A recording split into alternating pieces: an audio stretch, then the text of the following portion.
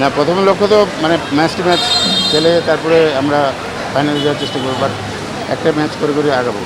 মেয়েরা ভালো প্র্যাকটিস করেছে এবং যে ধরনের উইকেটে আসলে আমাদের দেশের মেয়েরা এই ধরনের উইকেটে একটু বেটার ক্রিকেট খেলে। তো আমার মনে হয় যে যদি তাদের যে খেলাটা কেবল খেলতে পারে মাঠে, ওদের যে অ্যাবিলিটি আছে সেটা যদি তারা মাঠে খেলতে পারে, তাহলে অবশ্যই ফাইনালে যাওয়ার মতন বাংলাদেশ টিম। না, ও কমপ্লেন করেছে পরে একদম। তো যার দরুন লাস্টে ডিসিশন নিতে হয়েছে যে এমআরআই করবে। এমআরআই একটা রিপোর্ট আসছে যে আপনার ডায়েট রেস্ট নিতে হবে। তো আগে যদি কমপ্লেন করতো তাহলে একটা কথা ছিল। তো আমার মনে হয় যে কৃষ্ণা তো প্র্যাকটিস করতেছিল, আমি ওর সাথে কথা বলেছি, আর কখনো কমপ্লেন করেনি তখন। লাস্ট প্র্যাকটিসের দিন তখন সে কমপ্লেন করছিল তার হাতে বাজে। তো মনে হয় আগের ইঞ্জুরি ছিল, সেটা লাস্ট প্র্যাকটিসে এসে বেড়েছে।